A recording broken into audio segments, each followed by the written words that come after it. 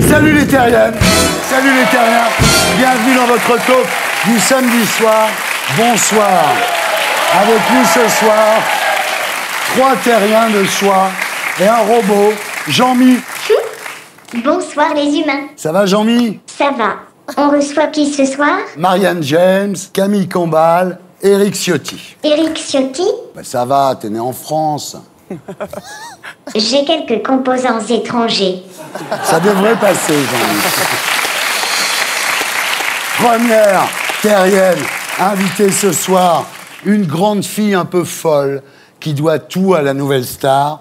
Non, ce n'est pas Christophe Willem, c'est Marianne James. Alors, il y avait la droite forte, la droite sociale, la droite de droite. Lui, c'est la droite chauve, Éric Ciotti.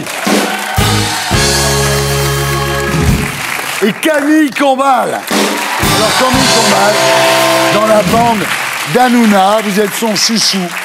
Il vous adore. On dit qu'il vous aime presque autant que les boulettes de viande, c'est vrai.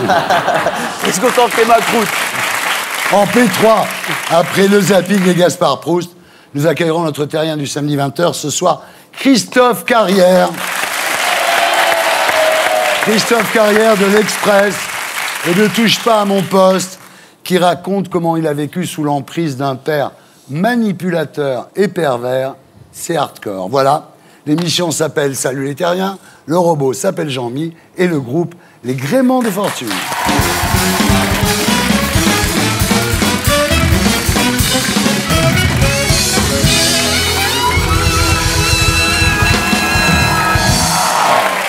Maria James, rebonsoir. Bonsoir, Pierre. Alors voilà, la seule star révélée par la nouvelle star, Marianne James. Non, Thierry. Non, Amel Bent. Oui. Christophe Willem, la tortue. Ouais, Julien Doré. Oui, c'est vrai. Alors évidemment, être star peut avoir des inconvénients. Un jour, vous êtes dans la rue, vous tombez sur un mec avec un téléphone portable qui hurle « Chérie, tu sais quoi ? Il y a la grosse qui passe à la télé. » Et là, il vous colle son téléphone sous le nez, il vous dit « C'est l'anniversaire de ma femme, chantez-lui quelque chose. » Et je lui ai chanté quelque chose. Ah, vous êtes sympa. Ouais, il a eu son selfie, sa chanson, son bisou, il était mal rasé, il m'a arraché la peau, il était chiant, il sentait les boulettes à la viande aussi. Vous n'avez pas eu envie de l'étrangler? Si, parfois j'ai envie de les étrangler, mais... Là, vous aviez des sacs à main. Non, mais j'ai tout... Oui, j'avais les poireaux d'un côté, le papier toilette de l'autre. Et non, mais j'ai tout fait pour être connue. Alors comment grogner aujourd'hui? Bien. Vous êtes né le 18 février 1962 à Montélimar. Votre père était nougatier. Eh ben non. Eh ben non. Jusqu'à l'âge de 6 ans, vous étiez anorexique. Oui, jusqu'à ce qu'on m'opère des amygdales. Une petite fille vraiment toute maigre. Vraiment pas bien en forme. Et voilà. Et là, d'un seul coup, au réveil, votre père vous attend avec un sorbet à la fraise. Oui. Et c'est parti. Et vous me dites sorbet à la fraise, je vous aime. Voilà, et ça ne s'est jamais arrêté. Redites-moi encore sorbet à la fraise. Sorbet à la fraise. Alors là, vous commencez... D'abord, vous faites le lundi au soleil avec votre sœur, là, les moulinets, hein. Et puis, vous commencez la musique avec un voisin qui est luthier, qui vous donne des cours de guitare. Vous avez 11 ans. Et cet homme, c'est Tony Petrucciani, le père de Michel Petrucciani. Donc, vous avez connu le grand Michel Petrucciani. Oui, le grand, tout petit Michel Petrucciani, dès ses 11 ans, parce qu'on est nés la même année. Ouais. Et j'ai de la 6e à la terminale, en voisine. Nous, on était pâtissiers à Montélimar. J'allais chez le luthier qui était dans la petite rue en face, rue Pierre-Julien. Quelle chance de l'avoir connu, quel génie Petrucciani. Oui, quel génie. Et pour mon oreille et mon indépendance musicale, voilà, j'ai commencé dans la pure veine jazz, je voudrais le dire à ce groupe que j'aime tant là-bas, voilà. Le jazz. Jazz. Alors, à ce moment-là, quand vous découvrez que vous êtes vocaliste, vous entrez à la chorale et là, c'est parti. À 18 ans, vous montez à Paris pour faire une licence de musicologie à la Sorbonne, prendre des cours au conservatoire et vous gagnez le premier prix du conservatoire, Marianne. Gloire vous soit rendue, c'est pas évident. C'est pas évident, ouais. Le problème, c'est que vous échouez à entrer à l'opéra. Raté. J'ai tout raté. 28 fois. Oui, au moins, je sais pas combien de concours j'ai fait, toujours seconde. Le côté un peu Poulidor, c'est ça, là? Oui, mais en même temps, ça vous a poussé à faire du théâtre de rue. Ouais. Et c'est là que naîtra Maria Ulrika von Glott, l'héroïne du spectacle Ultima Recital. Alors, ce qu'on peut dire, pour ceux qui ne connaissent pas, c'est Schubert plus les Sex Pistols, en gros. Exactement. Quoi, hein, et ensuite remixé par Django Edwards. Donc là, ça devient un triomphe. Ah oui, bah c'est...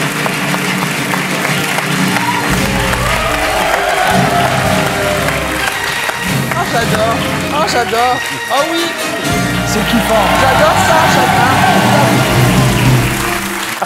Mais là, c'est la nouvelle star, en fait, qui va vous apporter la gloire à 41 ans. Vous devenez membre du fameux jury Dovatia, Manoukian, Manu Katché, Marianne James. Et à ce moment de l'émission, maintenant, je voudrais que nous ayons une pensée.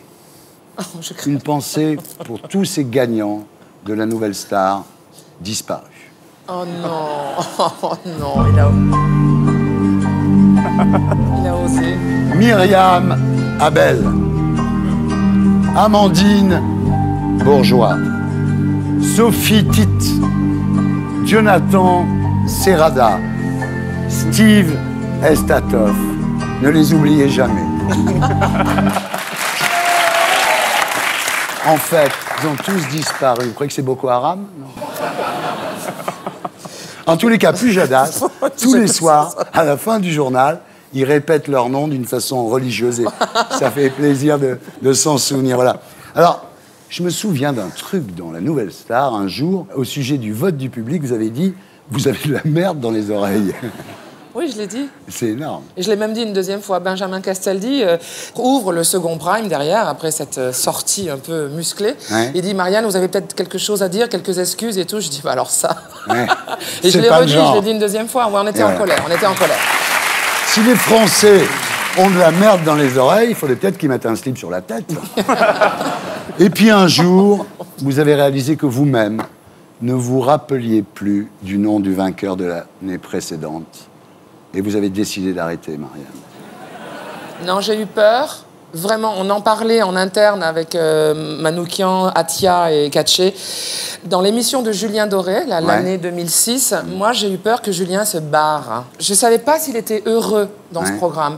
Je savais que nous, on aurait bien fait ses chœurs, on lui aurait bien écrit des chansons. Je veux dire, Julien Doré ou Christophe Willem, ce sont des gens, on ne leur a pas acheté des cordes vocales.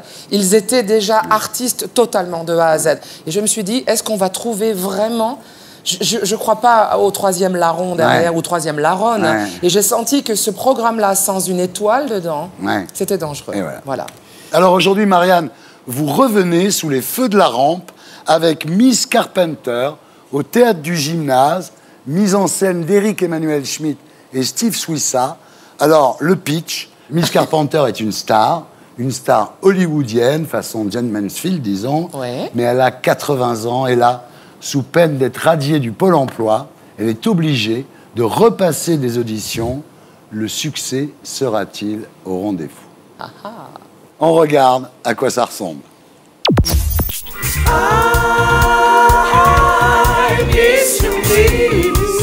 J'adore ça.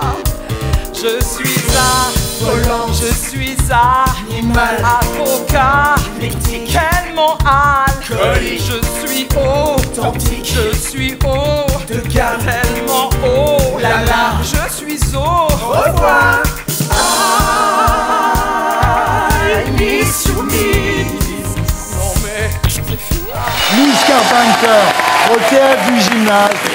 Alors, après Ulrika, l'allemande, Miss Carpenter, l'américaine, il manque plus que Lilith, l'italienne.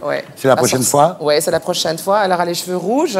Lilith, c'est la femme du diable. C'est-à-dire que le diable, au départ, il était comme vous, il était gentil. Et puis, il a épousé Lilith.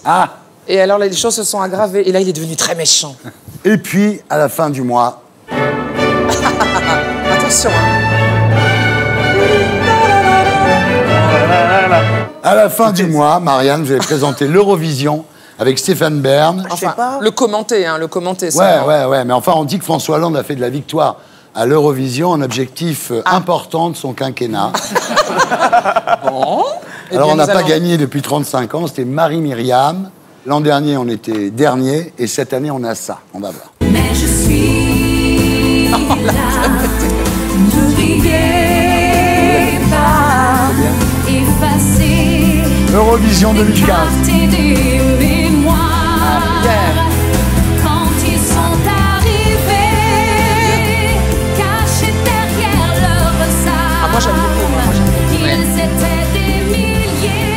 C'est vrai qu'il n'y a pas de second degré. Je suis d'accord, c'est traditionnel, on l'a beaucoup entendu sur les réseaux. Ouais. Et Lisa est une bête de live. Ah, Lisa Angel. Lisa Angel est une bête de live, elle a une grande voix, elle va encore plus sortir sa voix.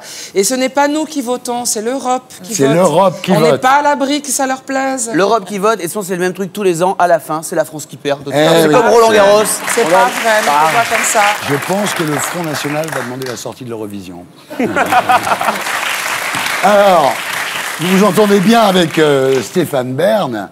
Le problème, c'est que vous allez exploser le budget Bigoudi de France. C'est tellement vrai. C'est la foire aux frisettes, là. Comment vous le savez? Ben parce que je le connais, j'ai vu ses frisettes, elles sont très bien. Mais Eh bien, nous avons le même coiffeur et on va friser ensemble. Et voilà. Par contre, on a demandé une cabine un peu plus grande. Ah bah oui. Parce qu'on risque de se reproduire. Oh. On a déjà, vous savez quoi, ce qu'on a fait? Non. On a déjà réservé une calèche. Parce qu'il connaît tellement bien l'Autriche et notamment Vienne, parce qu'il Ouais. connaît tout de l'Autriche. Vous allez dormir chez l'impératrice ici? On a demandé un king size avec grand renfort pour moi. Et je pense que c'est moi qui vais le porter quand je vais passer le seuil. Voilà, c'était la P1 de SLT. On se retrouve sur Terre après la pub. À tout de suite.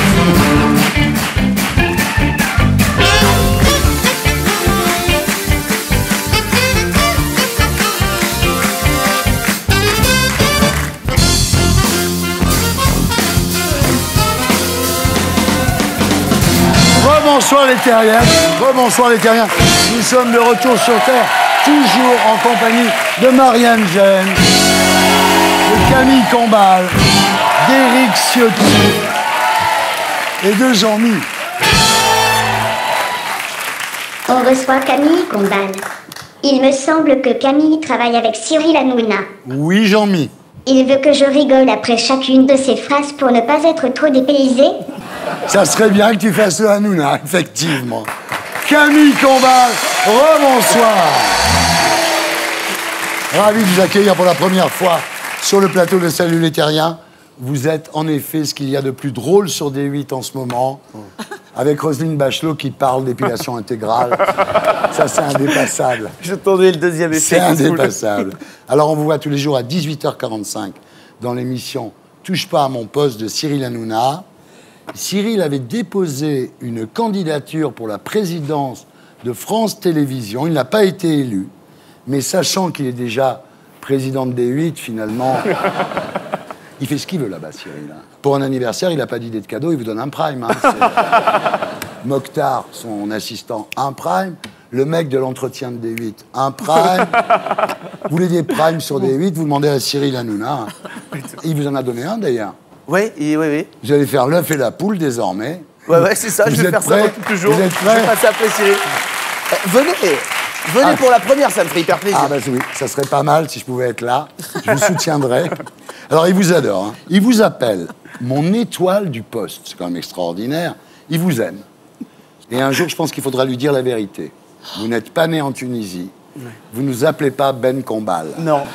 Parce que je pense que pour le moment, il projette sur vous un peu ses origines, mais pas du tout. Vous êtes né dans les Alpes de Haute-Provence. Ouais, exactement. Vous êtes né à Gap.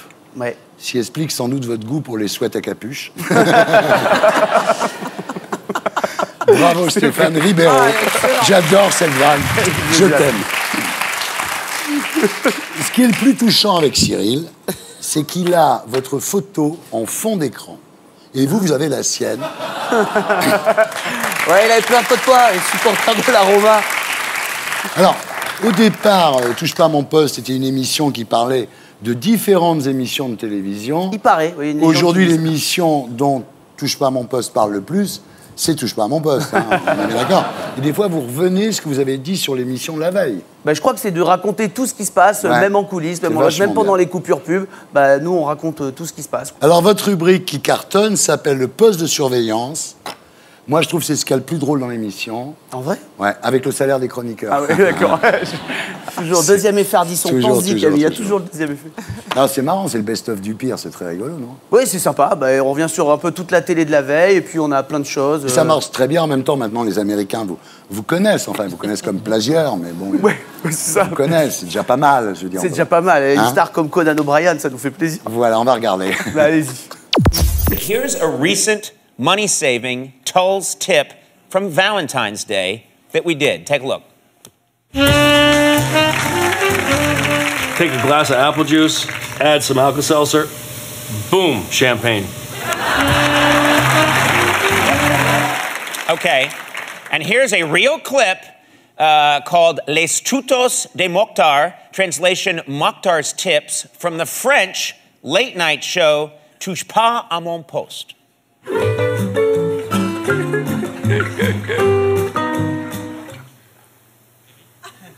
Un peu de jus de pomme. Aspirine. Bim. Une petite coupe de champagne, bébé.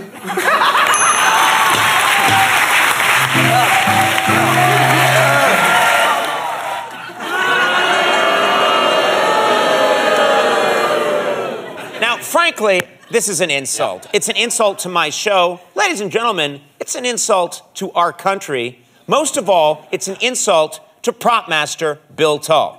Okay? That is why I, Conan O'Brien, am demanding Touche pas à mon poste air a formal apology on their show. Alors, en même temps, c'est génial. Ça veut dire que les Américains regardent votre émission, non? Ouais, c'est exact. Non, mais en plus, comme plein de gens, Conan O'Brien, c'est une des plus grandes stars au monde.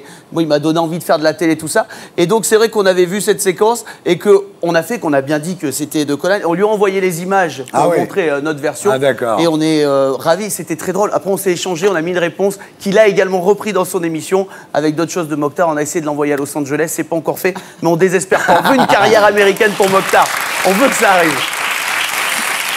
Alors, à part ça, vous animez Virgin Tonic du lundi au vendredi de 6h à 9h30 sur Virgin Radio. C'est tôt, hein. Ah ouais.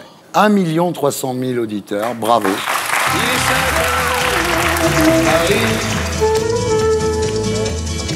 S'éveille, Paris s'éveille. Alors, vous vous levez à 4h40. Ouais. C'est dur, là. Ouais, c'est dur. Hein. À part ça, j'ai regardé votre vie pour préparer cette interview. Il n'y a pas grand-chose. Hein. Dans ma vie, il n'y a rien? Il n'y a pas grand-chose à raconter. Bah, j'ai quand même gagné le cross du lycée en 3e. Bah ouais. Je sais pas. Quand je regarde votre vie, W9, M6, D8, c'est pas une carrière, c'est une partie de toucher-couler, ça. C'est vrai. Il n'y a que des chiffres. Bah oui. C'est vrai. Alors si, il y a un truc dans votre vie, c'est que votre premier boulot, vous vendiez des poulets dans des supermarchés. Ça a été mon premier travail. À 17 ans, je vendais des poulets avec une casquette de poulet qui me tombait devant la tête comme ça. Et je devais en permanence remettre le poulet derrière. Le poulet, Vous voyez, c'est passionnant, sa vie. Hein, oui, c'est vraiment bien, c'est vrai. Et aujourd'hui, vous en êtes là. Finalement, toute votre vie, vous avez fait le poulet, quoi. Hein?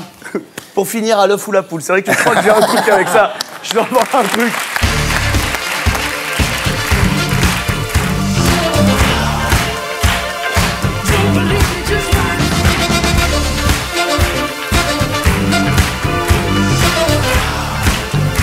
Attention, Éric Ciotti, rebonsoir. Alors, vous êtes député des Alpes-Maritimes, président du conseil départemental, secrétaire général adjoint de l'UMP, chargé de la sécurité. Excellent palmarès. Mais je ne sais pas ce qui se passe. Dès que vous parlez à l'Assemblée nationale, regardez, tous les députés s'en vont. Je me sens mal aimé, je suis le mal aimé. Les gens me connaissent tel que je veux me... C'est pas un problème d'haleine? L'essentiel, c'est d'y être. Hein. Ouais. J'espère que c'est pas à cause de ça que Christian Estrosi vous a été préféré pour conduire la liste UMP en PACA. J'espère que c'est pas à cause de ça. Sûrement pas. Non. Non. Ben, j'ai toujours dit que si Christian était candidat, je serais derrière lui. Ça s'est passé, je suis derrière lui. Il n'y a pas eu de débat. Il n'y a pas d'amertume? Non, aucune. C'est un peu dommage quand même, parce que vous aviez l'affiche. Hein. Elle est bien, l'affiche, je trouve.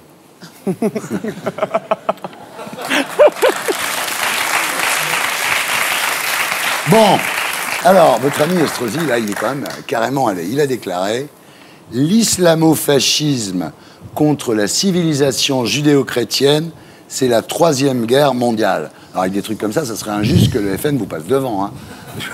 Là, vous faites quand même le maximum. Hein. Il a copié Valls, ouais. qu'il avait dit avant lui, hein, l'islamo-fascisme. Ouais. Sérieusement, pour battre Marion Maréchal Le Pen, il va être obligé d'aller aux extrêmes, là. Non, il faut assumer nos convictions, nos valeurs, ne pas laisser au Front National le monopole d'idées qu'ils ont perverties, qu'ils portent avec cette idée d'exploiter les malheurs de la France. Ce qu'il faut, c'est aborder les sujets.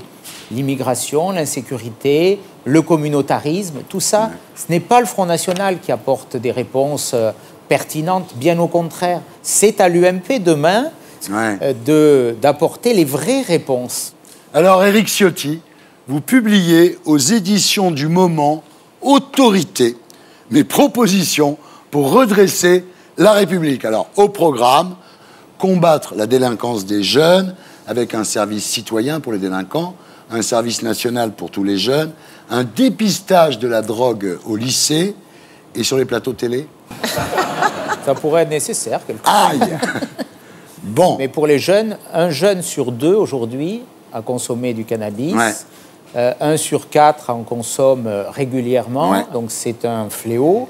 C'est un danger. Je ne peux pas croire, Éric, que jeune, vous n'ayez pas touché à des choses. Eh oui. Sur la Côte d'Azur, vous n'avez fumé aucun thym ou farigoulette. Même pas une cigarette. Je n'y crois pas. Même pas une cigarette. Même pas une cigarette. Alors, la laïcité. Alors là, vous êtes hardcore. Hein. Sauf quand il s'agit de l'héritage chrétien. Ce qui est génial, c'est qu'en fait, tout le monde doit être laïque, mais vous dites, la chrétienté, c'est notre tradition, c'est tout ça.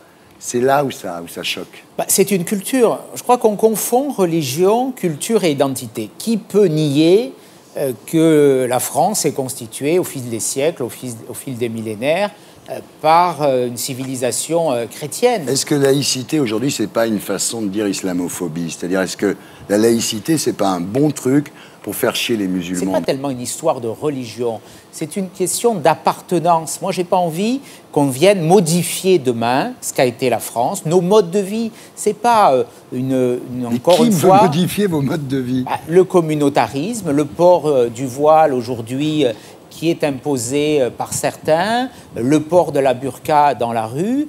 Il y a un vrai débat. On a eu pendant des siècles, depuis la Révolution jusqu'au début du XXe siècle, ce débat assez violent d'ailleurs entre la République et la religion catholique. 1905, ça s'est soldé par 1905, la loi de 1905. Et aujourd'hui, ça fonctionne assez bien. Oui. Il y a eu des débats. Demain, nous devons avoir le même débat avec la religion musulmane. Vous n'êtes pas contre l'interdiction des signes religieux dans les mosquées? Mais c'est dans la Constitution. Ce que je ne veux pas, c'est qu'il y ait des signes religieux qui soient subis par ceux qui n'en ont pas envie, c'est tout. D'accord. Alors, est-ce qu'on peut croire en Dieu dans les espaces publics? Oui. On peut croire au Dieu que l'on veut, mais ça relève de l'intime. Alors, sur l'immigration, vous êtes pour moins d'aide et plus de contrôle, clairement.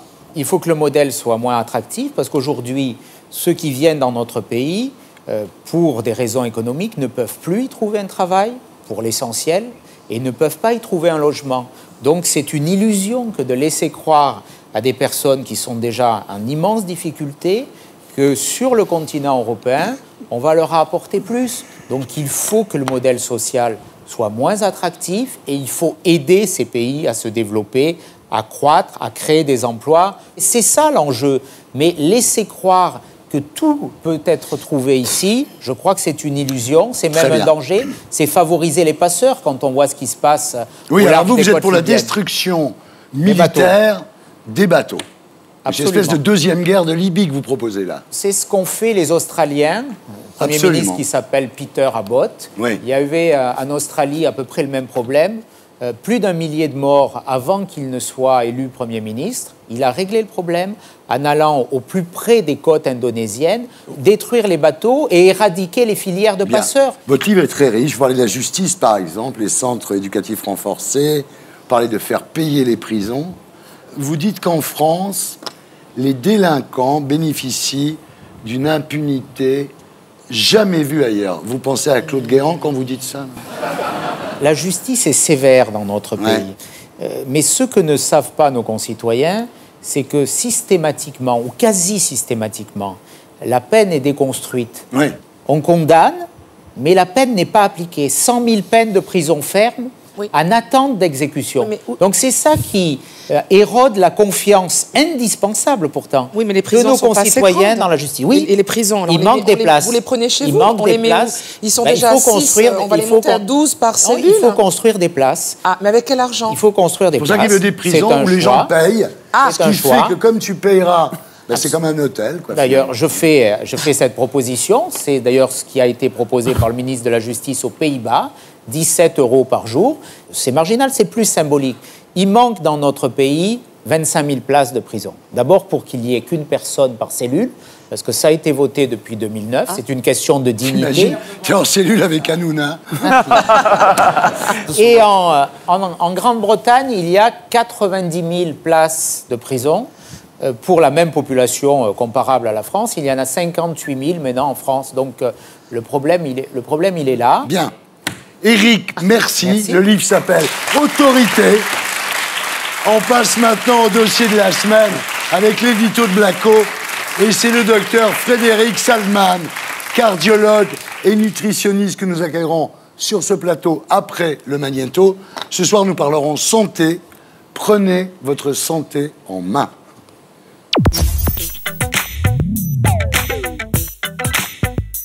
Dans la vie, le plus important, c'est la santé.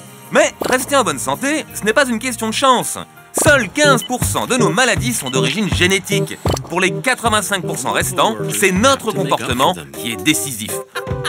Selon le docteur Salman, rester en bonne santé, c'est donc une question de volonté. Pour vivre 20 ans de plus, il faut réduire de 30% l'apport en calories. Du coup, rien de tel pour commencer la journée qu'une bonne douche froide, puisque ça brûle jusqu'à 200 calories. Pour le petit-déj, en revanche, vous pouvez prendre un dessert. Ok pour une pêche melba, un banana split ou un baba au rhum, mais après, fini le sucre pour le reste de la journée.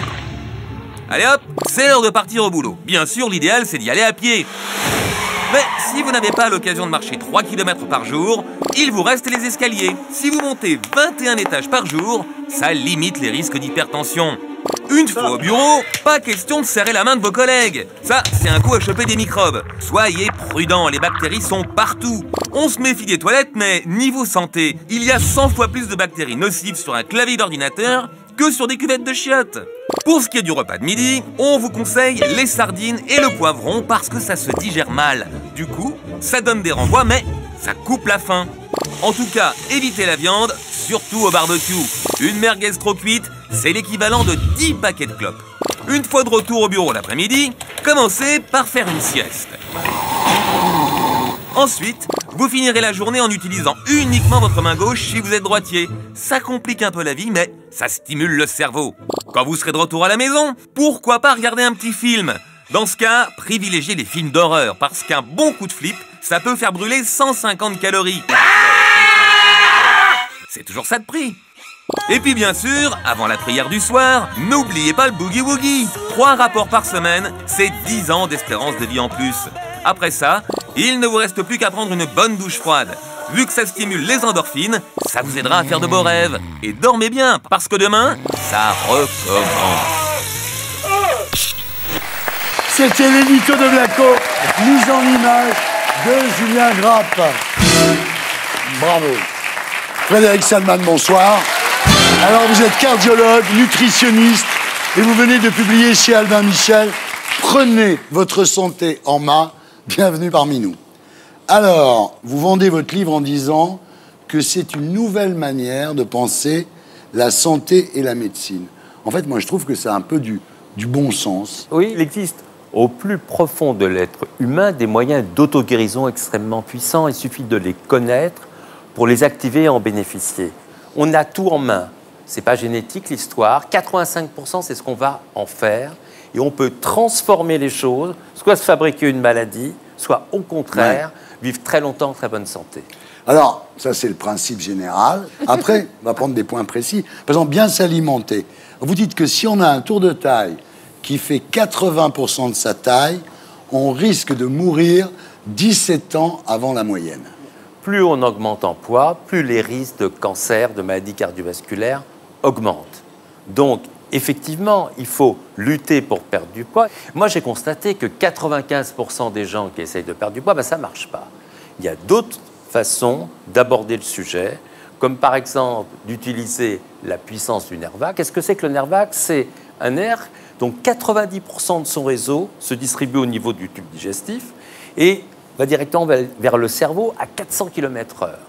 Quand on le stimule, ça provoque de la sérotonine, qui est une hormone du plaisir oui, c'est pas mal. et qui donne le contrôle de l'appétit.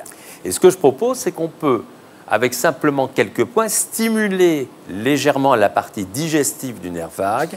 Ça permet de reprendre la main et d'avoir une satiété heureuse, comme après un repas copieux, mais sans calories. Alors c'est le sucre le problème, évidemment. Parce que entre 1850 et 2015, la consommation de sucre des Français a été multipliée par 5. C'est qu'on est passé de 5 kilos par an à 25 kilos de sucre. Wow. C'est pas étonnant que le hardisson il soit un peu...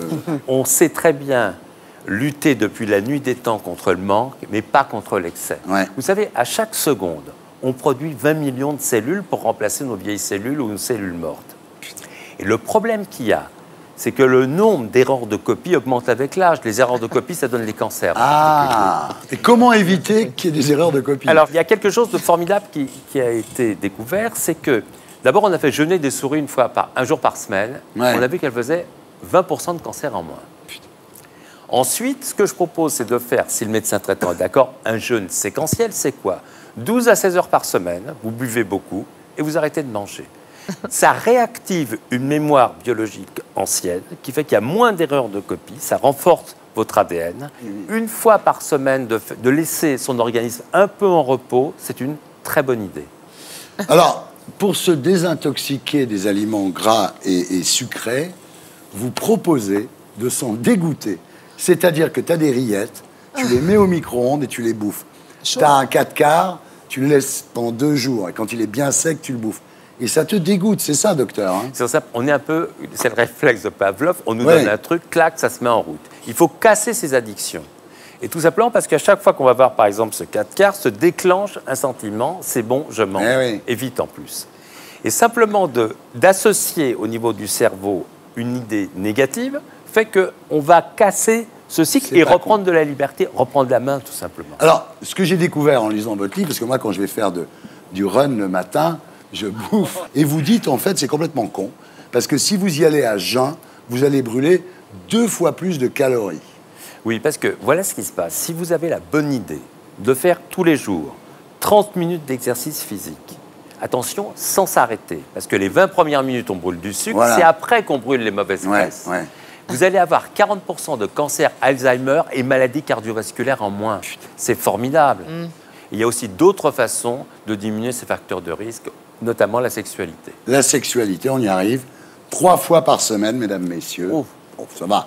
Sauf quand on bosse chez nous, là, parce que là, donc là, on évite les maladies cardiovasculaires, le cancer du sein, etc.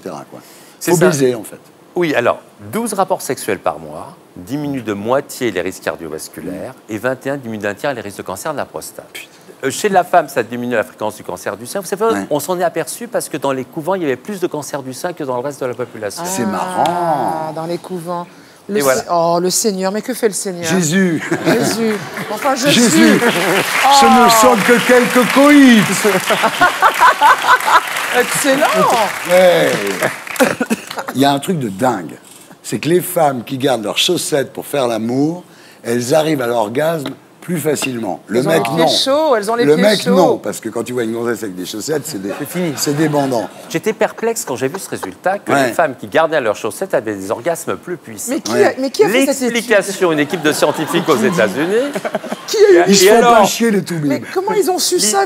L'idée, elle est étonnante parce que on s'est dit, mais comment ça se fait? L'explication avancée, c'est que ça donne un sentiment de sécurité, ça permet de mieux s'abandonner, mais ça n'a pas donné la couleur des chaussettes. C'est dingue. Alors, bon. Alors, énorme, ça va beaucoup t'intéresser. Oui. Le vagin est auto-nettoyant. Alors, comme un four. Alors, c'est-à-dire que les femmes... Mais non, mais je parle sur votre contrôle. Je suis pour l'hygiène, mais trop d'hygiène tue l'hygiène. Voilà. Le vagin est un four auto-nettoyant, bien sûr. Voilà. Il y a une flore parfaitement équilibrée, on met des produits antiseptiques, des savons dedans, ça casse la flore, et ça donne l'inverse, des vaginites à répétition. Voilà. Vous êtes un bienfaiteur de l'humanité. Hein. c'est des choses simples, c'est d'utiliser nos ressources. Ouais. On parlait de sexualité à l'instant, c'est vrai que c'est important aussi. Le périnée, par exemple. Ah, le périnée. Ah, le périnée. Là, on arrive au périnée.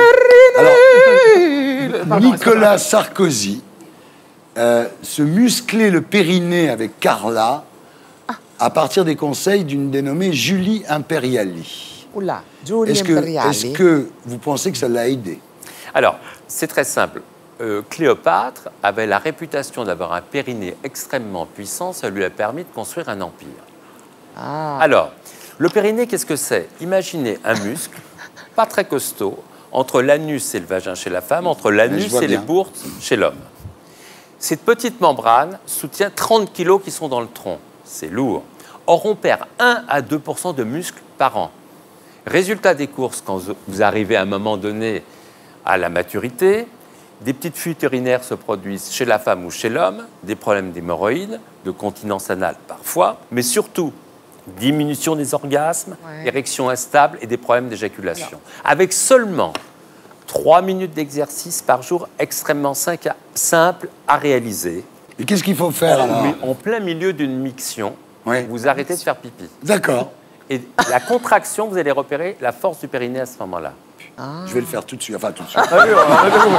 Ça donne des orgasmes plus puissants chez la femme et chez l'homme des érections fermes, stables, un très bon angle d'érection, contrôle de l'éjaculation parfait quand on veut, au moment où on le désire. Docteur, il faut faire du chant. Faites du chant lyrique. Mesdames, vous êtes dans une position sexuelle où vous êtes sur le monsieur. Le monsieur est allongé, vous êtes assise sur lui, avec vos 2 genoux sur le côté. Quand vous êtes sur le monsieur et que son intromission est parfaite et qu'il est en grande forme, à vous, à ce moment-là, de pousser des petites vocalises, des et vous musclez le périnée. Monsieur va sentir quelque chose. Les voisins vont trouver ça merveilleux. Tout le monde est heureux. Merci d'avoir été avec nous. Je recommande bien évidemment la lecture de ce livre qui fera le plus grand bien. Prenez votre santé en main. Frédéric Selman, chez Albin Michel. Éric, merci d'avoir été avec nous. Voilà, c'était la P22 SMP. On se retrouve après la pub avec le zapping Gaspard Proust et notre terrien du samedi 20h. Ce soir, Christophe Carrière de l'Express et de Touche pas à mon poste qui raconte comment il a vécu sous l'emprise d'un père manipulateur et pervers. À tous.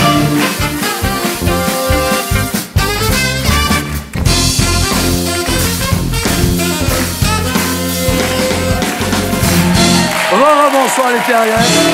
Bonsoir les terriens. Nous sommes de retour sur Terre, toujours en compagnie de Marianne James,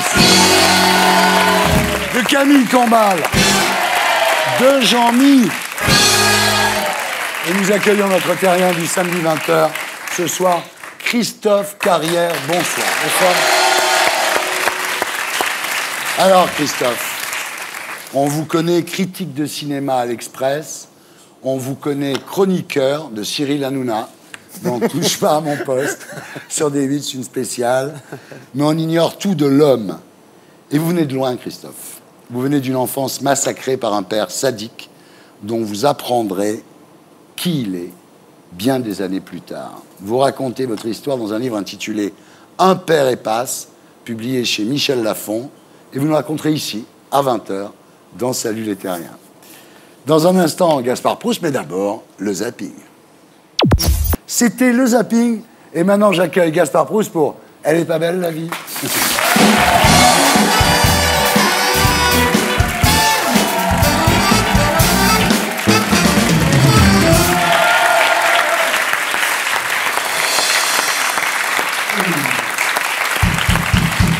C'est vrai que hier, c'était le 8 mai. Ouais. Je suis un peu ému. C'est pas une date comme les autres. C'était la célébration de la défaite, enfin de la victoire des troupes alliées sur l'ennemi fasciste. Enfin, c'est ce qu'on dit, hein. Moi, je sais pas. C'est pas parce que les mecs qui ont gagné que c'était des Américains que c'était forcément des gentils. Hein. C'est à un moment, il faut sortir des catégories habituelles qu'on nous apprend au cinéma. Vous croyez que c'est facile d'avoir dans sa famille une grand-mère qui vous dit que tout ce que ça lui a apporté, la libération, ce jour-là, c'est une séance d'épilation totale gratuite? Putain, c'est moche, la gare. Alors, si ce con de Jean-Mi était là, il dirait « Mais Thierry, est-ce qu'on peut pas rire de tout, mais avec tout le monde, mais il y a des sujets quand même ?»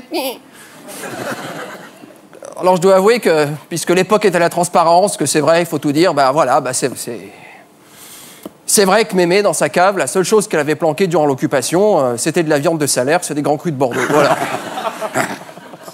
Mais ce que personne n'a jamais dit dans cette histoire, c'est que dans cette cave, il y avait du Pétrus, il y avait du cheval blanc, mais il y avait aussi du mouton Rothschild.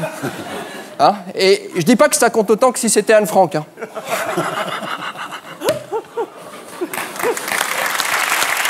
Mais quand même. Alors, attention. Pas d'amalgame. Je suis pas là pour la défendre. Je suis pas là pour jeter Mémé dans la lavande, je sais plus trop. Parce qu'elle avait fricoté, hein. Elle avait, comme qui dirait, les Vikings venus de Rhénanie, ils y sont... Enfin, c'est clairement enfilé du casque à pointe, quoi. Je veux dire... Ah non, contrairement à ce qu'on raconte, toutes les divisions SS n'ont pas traversé que les Ardennes. C'est... Non. Mais faut la comprendre. Attends, ma grand-mère, personne, putain, personne la connaît. C'était un petit machin, tu sais, aux yeux verts, frisotté, comme ça, un petit bout, quoi. Pour se sentir en sécurité, il lui fallait qu'elle soit accolée à une cathédrale, quoi, pas un kebab, c'est comme ça, je veux dire. Elle s'est trouvée, voilà, un Fritz, voilà, c'est un type d'une beauté. Puis elle m'a raconté qu'au début, bon, elle fréquentait plutôt la résistance. Elle a été déçue. Elle m'a dit, Guy Moquet, petit con, vraiment. Le mec, à 15 balais, il parlait déjà comme un tract du PC des années 70, tu vois. Non, mais elle les a tous connus, hein. Même Jean Moulin. Elle m'a dit, Jean Moulin, j'ai pratiqué Jean Moulin. Elle a dit, elle le trouvait pas dégueu, mais elle m'a dit que le mec était quand même beaucoup plus résistant en France qu'au Pieux. Ouais. Ouais. Elle m'a raconté, quand elle s'est dessapée et qu'elle lui a dit, entre ici, Jean Moulin, le mec, il s'est décomposé. Tu sais. Ouais, c'était une femme libre, elle aimait ça. Moi j'y suis pour rien, hein. Je suis pour rien. Et moi, si j'avais été là, à l'époque, j'aurais pas cautionné. J'aurais pas cautionné. J'aurais dit, fais attention. C'est pas parce que Fritz, il te ramène des croissants avec un gros casque qu'il va finir président de la République.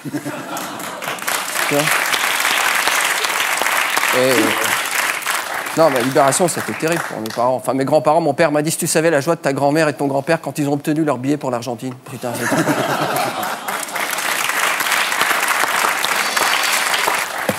Sinon, sujet de la semaine, alors j'ai suivi un peu vos petits débats, là, c'est super intéressant. Oh la vache, j'ai appris des choses. Hein. Voilà. Donc, si je comprends bien, pour préserver son capital santé, c'est mieux de faire un peu de sport, de boire beaucoup d'eau, de manger pas trop gras, de privilégier les légumes par rapport au sucre et d'avoir un bon sommeil. Putain, le mec, c'est une tête, hein.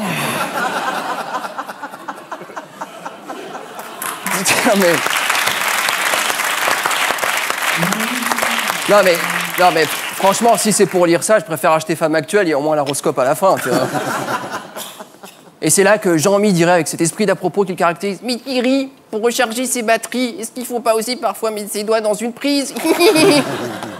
En tout cas, vraiment merci au mec d'être venu, parce que moi, je pense que ça a changé ma vie. Parce que moi, jusque-là, je faisais tout l'inverse. Hein. Moi, le matin, la première chose que j'avais envie de faire, c'est de tremper ma bite dans une minerai radioactive, puis de faire des gargarismes à l'acide sulfurique, c'est le truc spontané, tu sais. Ah non. Non, mais sans déconner, c'est toujours les mêmes trucs, quoi. Faut boire du thé vert, idéalement 5 litres par jour pour te protéger du cancer. Bah ouais, c'est clair qu'à ce rythme-là, avant de choper un cancer, t'as largement le temps de crever d'un éclatement de la vessie. Hein. Pourquoi donner des conseils pour augmenter l'espérance de vie, quoi? Ce truc qu'on essaye de nous vendre. Oui, mais à 70 ans, on peut avoir une vie sexuelle épanouie. Bah, c'est vrai qu'à 70 ans, on fait l'amour beaucoup plus longtemps. Assez mécanique. Le temps de trouver la bonne ride, c'est vrai que... Ah ouais. Je m'étonne que ça dure 3 pompes, quoi. Moi aussi, je vais écrire un bouquin. Je vais appeler mon éditrice, je vais dire, voilà, un bouquin qui va s'appeler « Pourquoi c'est vulgaire de dépasser 50 ans ?» par Dr Proust. Tu vas me voir comme l'autre, je vais faire sur les plateaux télé, puis je vais faire mon... Bonjour, alors, tout au long de ma vie de praticien au milieu inhospitalier, j'ai pu remarquer à quel point il était difficile de mourir vite, bien entendu. Nombre de patients qui viennent me voir me disent « Mais docteur, moi qui me sens jeune, pourtant j'aurai bientôt 50 ans, je veux pas que faire. » Mes conseils pour mourir jeune et surtout ne pas dépasser le cap de cinquantaine. Alors bien sûr, cinquantaine, je parle du sujet de sexe masculin, qui connaît l'obsolescence beaucoup plus tard que l'objet de sexe féminin, qui passé 25 ans, bien sûr, est en bout de course, tout le monde le sait.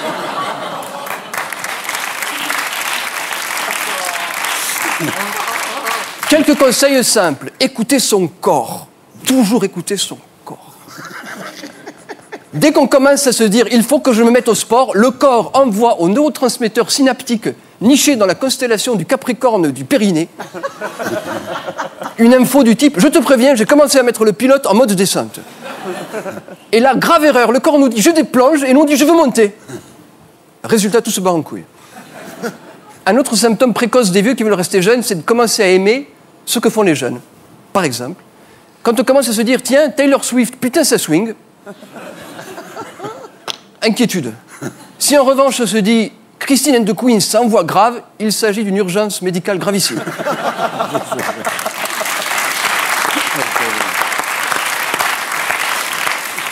Donc, quelques conseils. Premier temps, on supprime tous les légumes, tous les fruits, tous les céréales, tout le lait, toute la viande, qu'on remplace par la tartiflette au sandou et son accompagnement des frites à l'huile de vidange. Mais attention, cuite à 500 degrés Celsius, il faut que la frite ressemble à un bout de charbon. Sinon, elle est impropre à la consommation, bien sûr. Alors, elle est pas belle, la vie. Docteur Gaspard Proust, que vous retrouvez ici la semaine prochaine et d'ici là sur canalplus.fr. Merci, docteur. On passe maintenant à notre terrien du samedi 20h.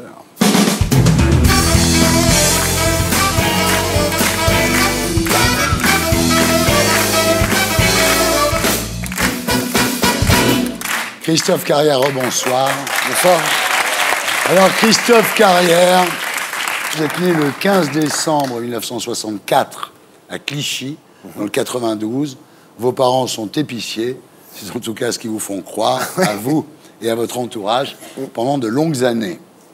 Très tôt, vous êtes placé en nourrice et votre mère passe de temps en temps pour faire un petit bisou, en coup de vent. Hein. Oui, très, très rapidement, oui. Et chez une nourrice, pas très recommandable. Pas très recommandable parce que vous êtes mal nourri, ce qui fait qu'à l'âge de 2 ans, vous savez à peine marcher et vous vous exprimez par borborigme. Oui, j'avais une déformation même de la joue. J'étais plus gros, je crois, de cette joue-là. Voilà. Ouais. Moi, j'étais un peu difforme. C'est là que vos parents vous confient à un couple d'amis hongrois qui habitent au 10e étage d'une HLM de Issy-les-Moulineaux. Et eux, ils sont sympas. Ah ouais. Bah, disons que elle, enfin lui, il est très sympa, mais elle, c'est... D'ailleurs, le livre lui est dédié. Hein. Voilà. Son vrai nom, c'est Juliette. Hein. Et voilà, c'est ma mère adoptive, quoi. Voilà. Ils deviennent votre vrai papa et votre vraie maman. Les vrais passent pas souvent, une fois par mois. Une fois par mois, ouais. Malheureusement, vous avez 9 ans quand vos parents vous récupèrent. Vous allez vivre à ce moment-là à Boulogne-sur-Mer. Votre père y a un business de fruits et légumes et il vous amène avec lui sur les marchés. Alors là, vous pensez encore pouvoir gagner son amour et vous faites tout ce que vous pouvez. Bah, je ne pense qu'à ça, même. Ouais. Voilà, je me dis, je les connais pas bien, mais j'ai vraiment envie d'être leur enfant. Voilà, que ce soit mes parents, quoi, qui m'aiment comme leur enfant. Ouais. Alors, quand vous déménagez à Ivry-sur-Seine, là, l'ambiance devient carrément insupportable. Il y a l'épisode terrible du sandwich aux gruyères. Vous n'aimez pas le fromage, vous ne voulez pas le manger, vous le jetez dans le vide-ordures. Votre père s'en aperçoit et vous allez avec lui dans le local poubelle pour retrouver le sandwich aux gruyères et il vous le fait manger. C'est là où je me suis dit, ça va très très mal se passer. Je suis mal barré, quoi, vraiment. Parce qu'effectivement, je mange de tout, hein. Je suis pas difficile, mais je n'aime pas le fromage, c'est pas grave, voilà. Mais lui voulait absolument que je mange du fromage. Alors un soir, il vous sert un bout de camembert dans l'assiette.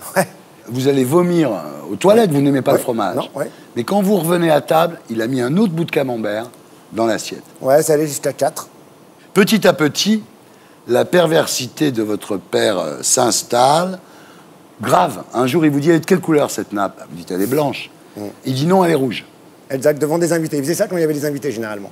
Voilà, il adorait ça. Et là, il me renvoyait dans ma chambre. Où il avait placardé au-dessus de mon lit le règlement du chef. L'article 1, c'est le chef a raison. Article 2, le chef a toujours raison. Et donc, quand je revenais à table, il demandait devant tout le monde, alors de quelle couleur elle est? Je disais, elle est rouge. Et il me disait, pourquoi? Parce que l'article 2, le chef a toujours raison. Alors, par exemple, si vous buvez pas un verre d'eau avant le repas, c'est 1 franc. Ouais, et il me faisait parler, en fait. Hein. C'est-à-dire qu'il avait une méthode, c'était assez piège. Il me parlait pendant, voilà, en mangeant, ça, et puis le plat de résistance arrivait.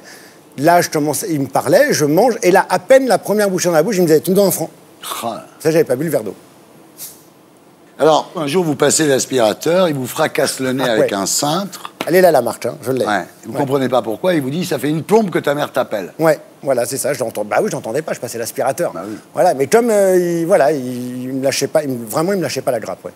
Vous faites des journées de dingue, en plus, à l'époque, parce que le matin, avant l'école, vous faites les étalages de fruits et légumes, et Dieu sait si c'est compliqué. Ensuite, vous allez à l'école. Le soir, après l'école, il faut tout réemballer. Il faut faire les devoirs. Il faut préparer le dîner. Enfin, vous avez des journées infernales. En fait, ma récréation, c'était d'aller à l'école. Ouais. J'adorais l'école. C'est le seul. C'était la récré... Ah ouais, les autres comprenaient pas. Moi, j'étais le ravi de la crèche. Moi, j'arrivais, ouais, youpi, c'est l'école, quoi. Ouais. Après le dîner, vous couchez pas tout de suite, parce qu'il vous garde sous la main, des fois qu'il a un truc à vous demander, quoi. Ouais, c'est l'exercice du pouvoir, quoi. Tout simplement, c'est voilà, c'est ce qu'on appelle un pervers narcissique et qui veut absolument maîtriser, manipuler jusqu'au bout. Quand vous oubliez de nettoyer la gamelle du chien, il vous la met comme assiette. Ouais. En disant, tu vois, t'aimerais pas manger dans une assiette sale, toi. Pourquoi tu fais ça au chien? Voilà, tout était sur le même modèle, en fait. À chaque fois, en mettre en perspective et toujours dire, bah voilà, tu comprends, si lui, il fait ça, alors toi, pourquoi tu le ferais pas, etc. Voilà, c'est...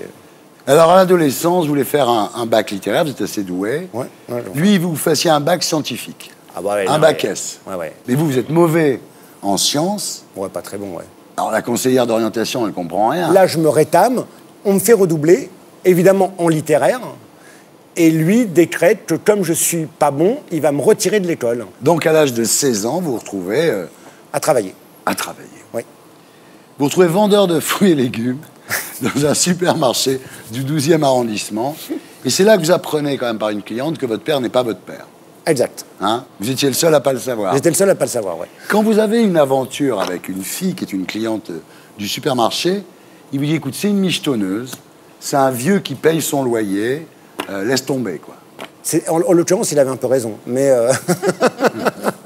on ne peut pas lui donner tort. Là, vous fuguez, il vous retrouve.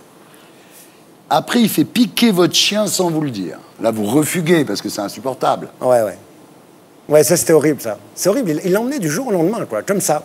Alors là, vous allez vous enfermer dans un cinéma prémonitoire de 14h à minuit. Et puis, vous décidez de négocier votre émancipation. Vous dites, écoute, voilà, je vais habiter tout seul. Tu me dois 2 ans de salaire. Donne-moi l'argent, ça va me permettre de m'installer. Là, il dit, mais tu rigoles, enfin, tu vis chez moi, ça me coûte de l'argent. Tes 2 ans de salaire... Ça, c'est un truc assez incroyable. C'est-à-dire qu'il m'a présenté l'addition. Ouais. Voilà, tout ce que je devais. Depuis que j'étais né. Ouais. Donc, ça veut dire qu'il comptabilise tout, quoi. Alors, c'est là qu'il vous confirme qu'il n'est pas votre père. Hein. Ah oui. Bon, voilà. Ah oui. Tu parles d'un scoop. Et que votre mère ne sait pas qui est le père. Voilà. Donc, ça devient compliqué pour retrouver son vrai père. Là, vous installez avec une jeune femme, mère d'un enfant, dans une chambre de bonne de 9 mètres carrés. C'est vrai, hein. Et vous lui faites un autre enfant. Oui. Vous êtes à 4 dans 9 mètres carrés. Exactement. Là, vous décidez de monter un journal de cinéma qui s'appelle Cinéclap. C'est une bonne idée, c'est l'amuse-gueule des files d'attente. C'est vrai, quand les gens attendent devant un cinéma, c'est très malin, bravo. Et là, votre père vient vous voir un jour en vous disant « Nomme-moi directeur de la rédaction parce que je veux bénéficier des abattements fiscaux des journalistes. » Exact. Le mec est absolument incroyable. Je dis « Non, mais c'est pas possible, je vais pas te filer un titre dans mon journal. » Il dit « Fais gaffe. J'ai déposé le titre à l'INPI. » Alors, en réalité, je vais vous dire, le nom du journal, c'était 7... Alors, au début, c'était Cinéclap, après, c'était 7e art. Il a déposé 7e art à l'INPI, et j'ai transformé le nom du journal en 7e artifice. Ouais. Voilà, que j'ai déposé à l'INPI, et j'ai continué sans le mettre directeur de la publication. Ouais. Vous avez continué, sauf que vous êtes condamné à payer 115 000 €, donc 750 000 francs, de redressement fiscal à cause de lui. À cause de lui, il m'avait mis en prête-nom sur une société. Avec mon accord, hein. Oui. Il m'a vous a dit, t'auras rien à faire. Voilà, il m'a dit, ouais, je te donne 1000 boules par mois, puis juste, tu vas déposer un chèque, tu retires en espèces, et voilà. Et moi, franchement, et tout le monde, dans mon entourage, il y a des gens qui le connaissaient, quand même, qui m'ont dit, ne le fais pas, il va t'enfumer. Et ils avaient bien raison, ouais, il m'a enfumé, effectivement. Il vous a ruiné. Ah ben, il m'a pas ruiné, j'avais pas cet argent. C'était une catastrophe, moi, j'avais rien fait. Donc là, vous trouvez votre premier job. Vous êtes relations publiques pour Private, qui est le leader mondial du film porno. C'est vrai, ouais. Bah oui. Ensuite, ce sera le magazine Première, l'Express, et, évidemment, touche pas à mon poste. La vérité, vous l'apprendrez par un pote devenu commissaire de police, qui bosse au 36 quai des Orfèvres, et il vous dira, ton père était proxénète Et ta mère était une prostituée. Ma mère était effectivement une prostituée, mon père l'a mis sur le trottoir, mais moi-même, je ne suis pas un enfant du trottoir. Et j'ai appris, quand j'ai écrit le livre, parce que j'ai posé des vraies questions à ma mère, c'est pas facile de demander ça à sa mère, et pour la mère, c'est pas facile pour elle de le dire. Elle m'a donc avoué qu'effectivement, elle est partie de chez elle quand elle était mineure, au début des années 60, donc c'était pas simple. Elle avait 2 amants qu'elle aimait vraiment. Elle est tombée enceinte. Elle ne sait pas duquel des 2. Elle a largué les 2. Elle a gardé l'enfant. Elle m'a mis en nourrice. Et après, elle a rencontré l'autre qui s'est dit mon père et qui, lui, m'a reconnu. Alors, votre père, vous l'avez revu un jour. Ouais. Vous lui avez dit, écoute, assume ta merde. Et il vous a répondu, je t'emmerde, pauvre con. Et là, j'ai tiré le rideau et j'ai dit, terminé. Parce qu'en fait, si j'ai pris rendez-vous avec lui, c'était aussi parce que mon fils avait des problèmes. Et que j'étais incapable de transmettre de l'amour à mon fils tel qu'un père doit en transmettre à son fils. Et justement, on ne me l'avait pas appris. Bien sûr. Et c'est là où je me suis dit, le plus important, en fait, c'est les enfants. Et les parents, s'ils sont pas bien, eh ben basta, on les balance, quoi. Tant pis. Quelle histoire! Mais on ne savait pas quand on vous voyait comme ça. Ça va vous faire du bien, ce bouquin, vous verrez. Ouais, et puis de toute façon, ça va vous libérer. Si ça peut, puis même, ça peut libérer la parole de plein de gens. C'est votre vie, absolument. Voilà, exactement. Il faut s'occuper, aimer vos enfants. Et puis, si vos parents sont pas bien, c'est pas très grave. Franchement, balancez-les, quoi. Merci. Voilà, c'était Salut les Terriens, votre talk du samedi, avec Jean-Mi, avec Marianne James. Merci, super. Avec Éric Ciotti, attention. Avec Camille Combal, Frédéric Salman, le docteur, Christophe Carrière, merci beaucoup. Merci à tous ceux qui m'ont aidé à faire cette émission. Salut les Terriens!